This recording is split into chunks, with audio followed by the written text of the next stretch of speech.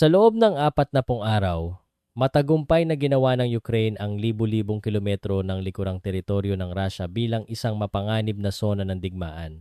Mula sa mga himpilang panghimpapawid sa Crimea, mga imbakan ng gasolina sa tabi ng Volga River, at mga sentro ng lohistika malapit sa Moscow, hanggang sa mga konvoy ng supply at mga barkong pangkargamento sa Kerch Strait, paulit-ulit na pinasok ng mga Ukrainian UAV ang mga lugar na dating pinaniwalaan ng Kremlin na ligtas at malayo sa abot ng Kiev. Bagamat ang planong ito ay hindi pa nakakapagpilit kay Vladimir Putin na tumanggap ng isang tigil putukan na patunayan nito ang isang napakalaking banta para sa Moscow. Hindi kailangan ng Ukraine na umagaw ng karagdagang teritoryo upang magdusa at magbayad ng napakabigat na halaga ang makinaryang pandigma ng Russia araw-araw. Noong Hunyo 25, opisyal na inihayag ni Pangulong Volodymyr Zelensky na ang militar ng Ukraine ay naglunsad ng isang matinding 40 araw na kampanya ng pag-atake laban sa sistemang lohistika ng militar ng Russia sa mga sinakop na teritoryo. Sa Timog Ukraine, habang pinalawak din ang mga operasyon sa Dagat Azov at sa hilagang bahagi ng Dagat Itim. Ang layunin ng Kiev ay hindi lamang ang sirain ng ilang nakahiwalay na bodega o sasakyan. Nais ng Ukraine na gawing pambihirang hirap at halos imposibleng imaintina ang mga operasyong militar ng Russia sa Timog, ubusin ang kakayahang maghatid ng supply sa Crimea, at lumikha ng sapat na presyon upang pilitin ang Kremlin na pumasok sa mga negosasyon para sa isang immediate tigil putukan. Subalit nang sumapit ang huling bahagi ng Hulyo, ang pangunahing layuning pampolitika na iyon ay hindi pa rin nakakamit. Idineklara ng tagapagsalita ng Kremlin na si Dmitry Peskov na ang mga pag-atake ng drone ng Ukraine ay walang saysay at ang mga opisyal na layunin ng Russia sa digmaan ay nananatiling walang pagbabago.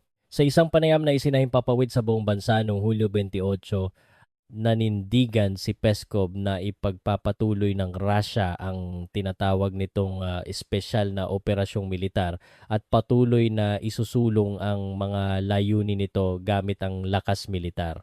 Inamin niya na hindi ito ang gustong daan ng Moscow, ngunit binalaan niya na ang Russia ay magpapatuloy hanggang sa makamit ang ganap na tagumpay kung walang makikitang makabuluhang posibilidad para sa kapayapaan.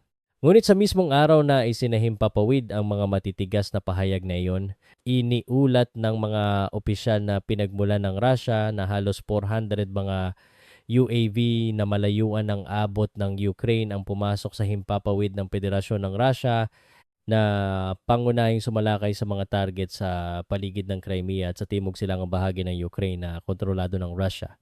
Sa isang napakalaking simbolikong kaganapan, isa pang bugso ng pag-atake ang tumama at nagdulot ng napakalaking sunog sa isang napakalaking bodega ng lohistika malapit sa kalapit na lungsod ng Podolsk sa Moscow, na matatagpuan sa distansyang mas mababa sa 32 kilometro mula sa Kremlin. Ang mga pagsabog na ito sa mismong tabi ng sentro ng kapangyarihan ng Russia ay nangyari sa mismong sandali na ipinagmamayabang ng Moscow na ang mga pag-atake ng Ukraine ay walang kabuluhan. Nang dumating ang Agosto 4, na siyang formal na ika-40 araw ng kampanya, ang operasyong malalimang pag-atake ng Ukraine ay hindi man lamang nagbawas ng matinding lakas kundi pumasok pa sa mas matinding yugto. Ang pinakamalinaw na ebidensya ay nagmula mismo sa Ministry ng Depensa ng Russia, nang opisyal nitong ihayag na ang kanilang mga puwersa ng depensang panghimpapawid ay nakakita at nakipaglaban sa 1,158 UAVs ng sandatahang lakas ng Ukraine na pumasok sa himpapawid ng Russia. Kung ang bilang na ito ay tumpak, ito ay hindi lamang ang pinakamalaking solong paglusob ng mga drone sa gabi sa buong kasaysayan ng digmaang Russia at Ukraine, kundi posible ring isa sa pinakamalaking mga pag-atake ng drone na naitala sa modernong kasaysayan ng daigdig.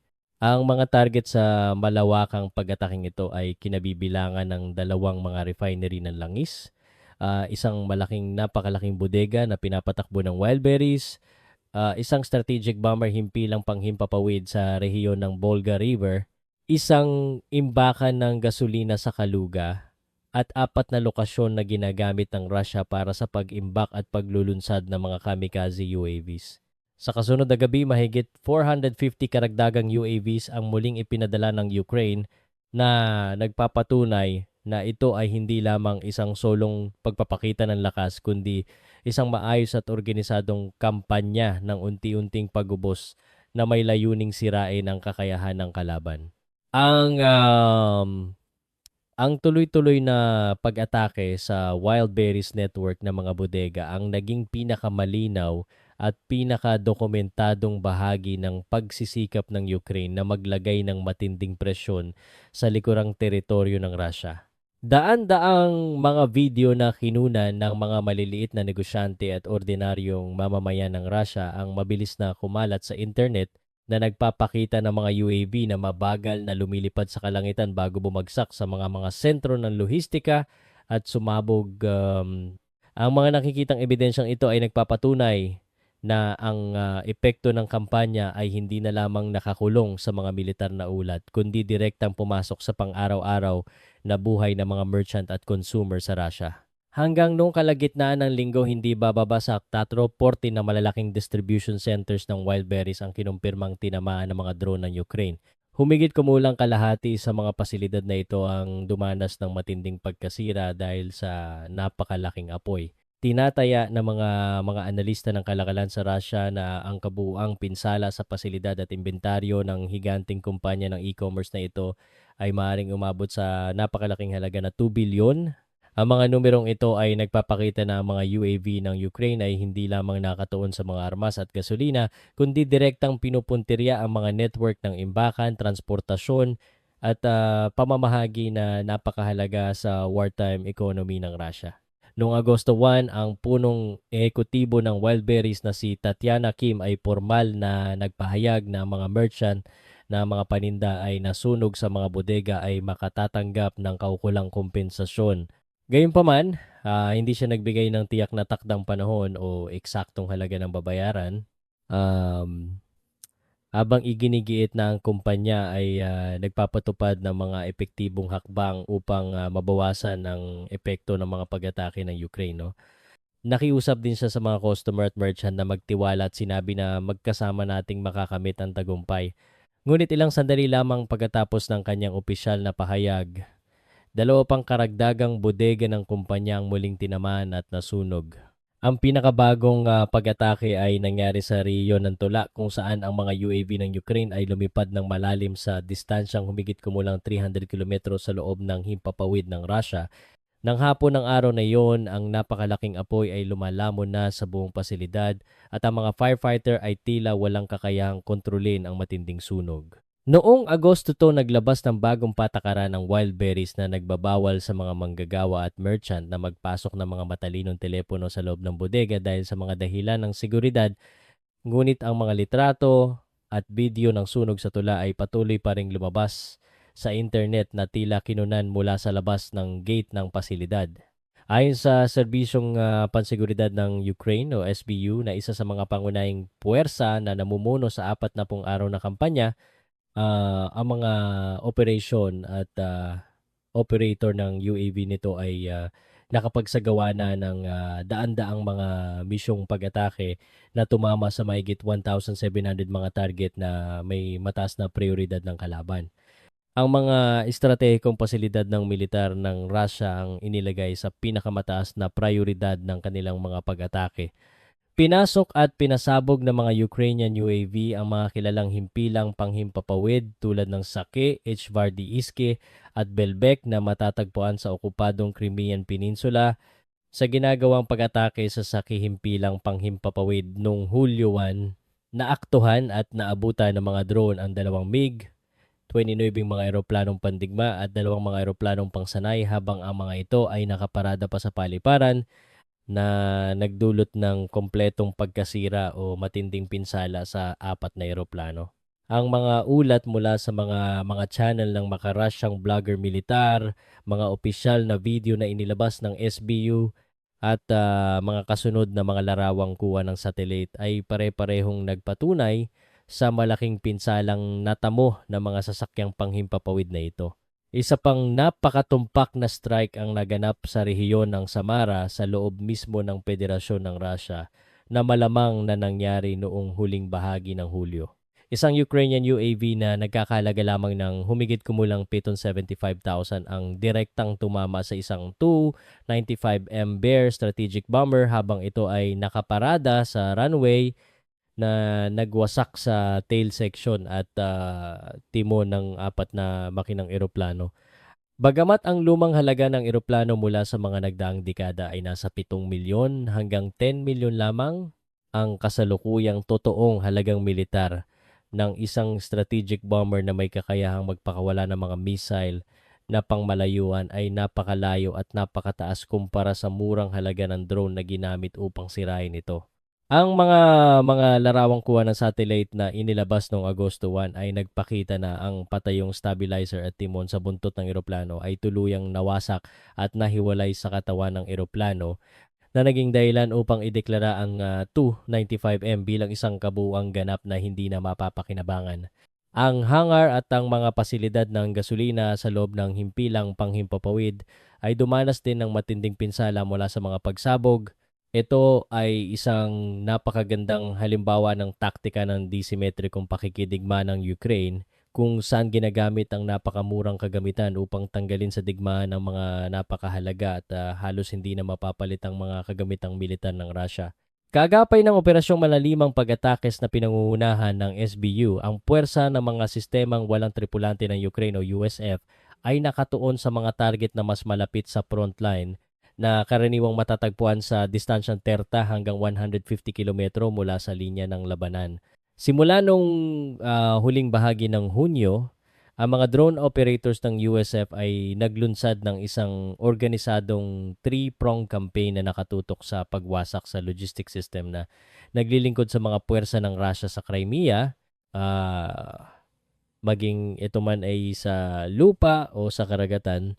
Tinukoy ng komandante ng USF na si Robert Magyarbrovdy ang 7 mga veteranong unit ng drone na nagsisilbing pangunahing lakas ng kampanyang ito.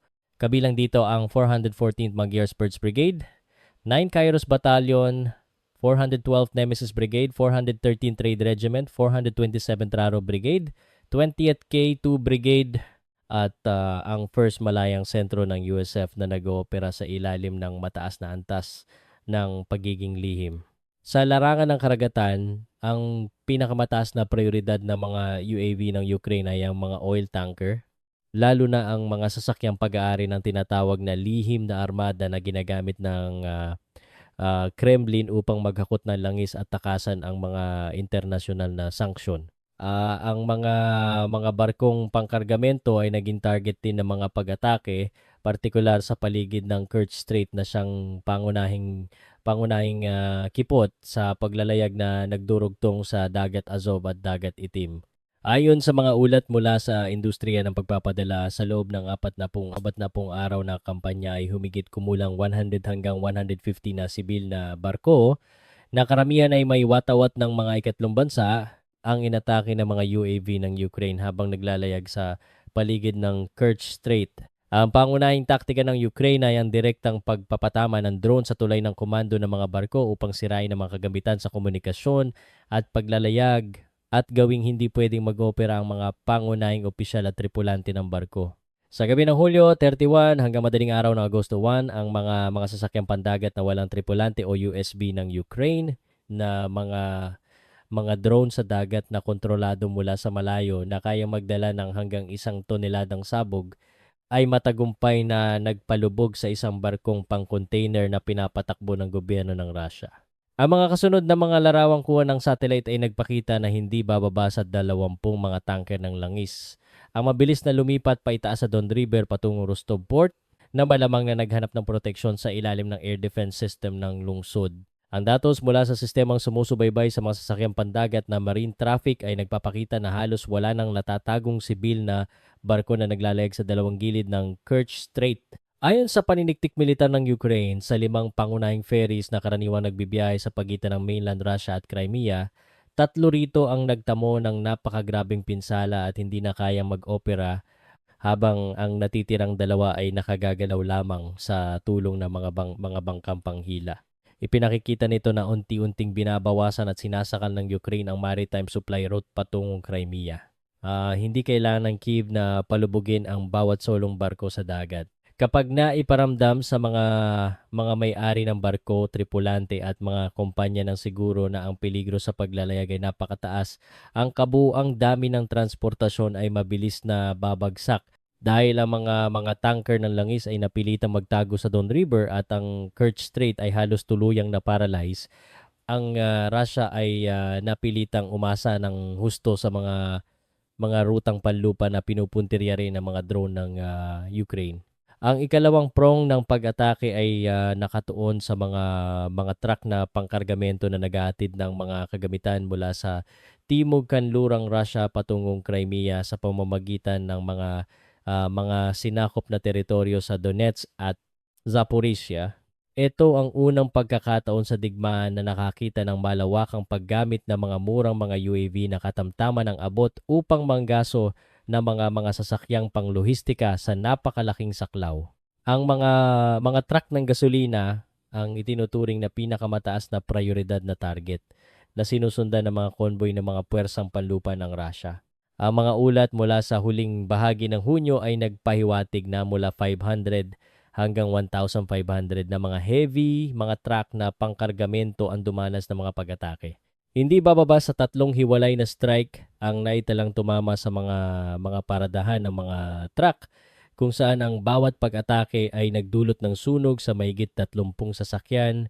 Bagamat ang mga eksaktong numerong ito ay nangangailangan pa ng independenteng beripikasyon. Kahit ng kabuuang sukat ng totoong pinsala ay patuloy pang sinusuri, ang mga naging reaksyon ng Russia ay malinaw na nagpapakita na ang kampanya ay nagdulot ng matinding presyon sa kanilang pamamahala sa lohistika.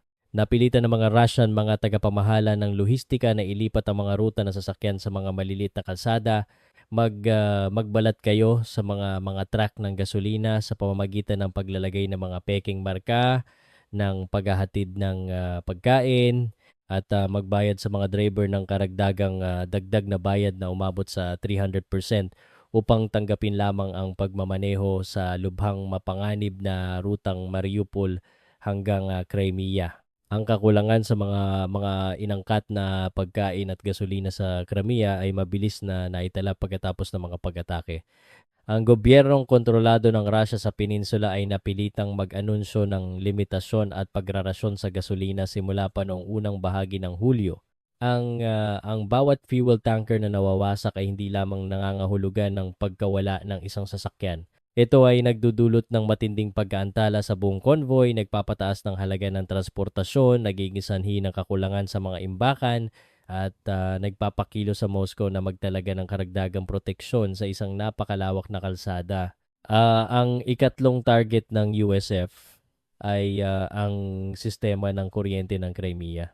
Ito ang rehiyon na tinamaan ng matindi sa huling bahagi ng kampanya kumpara sa dalawang naunang target, ngunit simula ng Hulyo, ang mga malawakang pag-atake sa mga subestasyon ng kuryente ay naging pang-araw-araw na kaganapan. Sa mga lugar na dumanas ng pinakamatinding pinsala nang sumapit ang huling bahagi ng Hulyo, ang kuryente ay nawala sa kabuuang haba na umabot sa 13 araw. Ang mga salit-salitang pagkawala ng kuryente ay ipinatupad sa buong peninsula.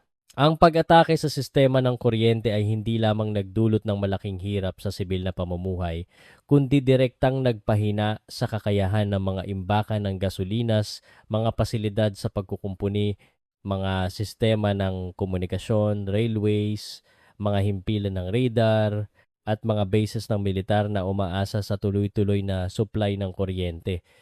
Kahit ang mga media channels na kontrolado ng mga puwersang mananakop sa Crimea, kabilang ang kilalang telebisyong pag-aari ng estado ng Russia na Rossiya 1, ay napilitang umamin na ang mga residente sa peninsula ay dumanas ng matinding pagkawala ng kuryente at mga pag-atake ng UAV. Binigyang diin ng mga ulat na ang mga mamamayan ay nananatiling kalmado at naniniwala na ang mga paghihirap na ito ay pansamantala lamang. Ngunit ang katunayan na ang state media ay kailangang magbalita tungkol sa pagkawala ng kuryente ay nagpapatunay na ang epekto ng kampanya ng Ukraine ay hindi na kayang itago sa publiko. Ang 40 araw na plano ni Zelensky ay hindi man nakapilit sa Kremlin na lumagda sa isang tigil-putukan agreement. Si Putin ay patuloy na tumatangging magbigay ng konsesyon at ang propaganda ng Russia ay patuloy na nagdedeklara na ang Moscow ay lalaban hanggang sa makamit ang mga layunin nito. Ngunit ang pagtatasa sa tagumpay ng kampanya batay lamang sa kung ang Russia ay papasok. Ang Ukraine ay nakapagdulot ng malaking pinsala sa mga himpilang panghimpapawids, mga eroplanong pandigma, strategic bombers, imbakan ng gasolinas, mga refinery ng langis, mga sentro ng lohistika, barkong pang-containers, mga tanker ng langis, ferries, mga truck na pangkargamento, convoy ng supplies, at sa buong sistema ng kuryente ng Crimea. Napilitan ng Kiev ang mga barko ng Russia na magtago, naging dahilan upang ang mga sasakyan ay magdetour sa malalayong kalsada, nagpataas sa halaga ng bayad sa driver, at sumira sa daloy ng mga kagamitan patungong peninsula. Mas mahalaga pa rito, napilitan ng Ukraine ang Russia na ipamahagi at i-stretch din ang kanilang mga sistema ng depensang panghimpapawid sa isang napakalawak na teritoryo. Ang Moscow ngayon ay hindi lamang kailangang magbantay sa frontline Crimea at mga bases ng militar, kundi kailangan din itong protektahan ang mga refinery ng langis, mga komersyal na bodega, ports, bridges, rail lines, truck parking spaces, at mga industrial na lugar na matatagpuan sa lalim na daang kilometro sa loob ng Russia. Ang bawat air defense system na inililipat mula sa frontline patungo sa likurang teritoryo ay isang sistema na hindi na magagamit upang labanan ang mga eroplano at drone ng Ukraine sa mismong larangan ng digmaan. Ang bawat napakamahal na missile na pangharang na ipinapuputok laban sa isang murang UAV ay isang kapalit na napakapabor sa panig ng Kiev. Ang bawat pasilidad na tinatamaan ay nagpapakilos sa Russia na gumastos ng mas maraming pera para sa pagkukumpuni, pagpapakalat ng mga bodega, pagpapalakas ng proteksyon, at pagtatag ng mga alternatibong ruta. Ang kampanya ay nagpadala rin ng isang napakalakas na mensaheng pampolitika sa lipunan. Habang nais ng Kremlin na paniwalain ang mga mamamayan ng Russia na ang digmaan ay nangyayari lamang sa mga malalayong lugar, ang mga UAV ng Ukraine ay nagdadala ng mga epekto ng tunggalian sa mismong tabi ng Moscow, Tula, Kaluga, Samara, rehiyon ng Volga, at sa mga pangunahing commercial centers. Ang mga sunog sa mga bodega ng Wildberries, ang mga patakaran sa pagbabawal ng matalinong telepono, at ang mga pangako ng kompensasyon sa mga merchant ay nagpapakita na ang digmaan ay nagdudulot na ng direktang gastos sa mga mamamayan ng Russia na dating nag-aakalang hindi sila maaapektuhan. Hindi pa nakamit ng Ukraine ang ganap na kapayapaan pagkatapos ng 40 araw, ngunit napatunayan nito na ang Russia ay wala ng tinatawag na absolutely safe likurang teritoryo. Ginagawa ng Kiev ang napakalawak na teritoryo ng Russia na dating pinakamalaking pakinabang ng Moscow na maging isang napakabigat at napakamahal na mabigat na pananagutang pandepensa na kailangang protektahan araw-araw. Ang opisyal na pahayag mula sa puwersa ng mga sistemang walang tripulante ng Ukraine ay nagdeklara na ang mga pag-atake sa Crimea ay magpapatuloy hanggang sa ang mga Russian ay tuluyang umalis sa lugar. Ipinakikita nito na ang 40 araw ay hindi ang katapusan ng digmaan kundi ang simula lamang ng isang mahabang estratehiya upang putulin ang supply lines, sirain ang kakayahan ng mga puwersang mananakop, at patuloy na pataasin ang halagang kailangang bayaran ng Russia para sa bawat araw ng pagpapatuloy ng digmaan. Hindi man naipagkasundo ni Zelensky si Putin sa talahanayan ng negosasyon sa pamamagitan ng isang solong kampanya, nagawa naman ng Ukraine na sunugin ang mga himpilang panghimpapawids, patakbuhin ang mga barko, huntin ang mga convoy, sirain ang mga bodega, at ilagay ang Crimea sa paulit-ulit na pagkawala ng kuryente. Ang Moscow ay patuloy na nagsasalita tungkol sa ganap na tagumpay, ngunit ang Kiev ay unti-unting nagwawasak sa mga kalsada, sasakyan, at enerhiya na kailangan ng Russia upang gawing katotohanan ng kanilang mga pahayag. Kung gusto ninyong manatiling may pinakabagong impormasyon sa mga pinakabagong eksklusibong ulat tungkol sa geopolitika at mga pandaigdigang tunggalian, huwag kalimutang i-like ang video na ito. Mag-subscribe na rin sa aming channel para sa mas marami pang malalim na pagsusuri